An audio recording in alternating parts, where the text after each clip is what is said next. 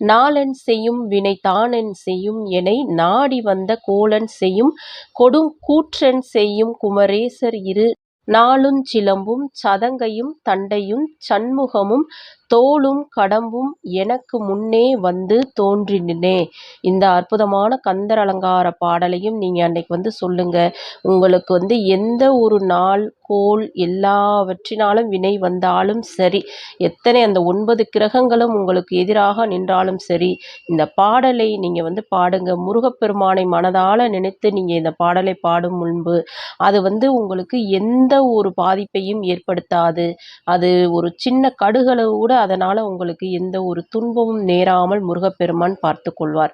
அதனால இந்த அற்புதமான சூரசம்ஹாரத்தன்றும் சரி, இந்த அற்புதமான திருக்கல்யாண முருகர் வள்ளி தெய்வானை திருக்கல்யாணத்தன்றும் சரி, இந்த 2 நாட்களும் தவற விடாமல் இந்த 2 பாடல்களையும் சொல்லுங்கள்.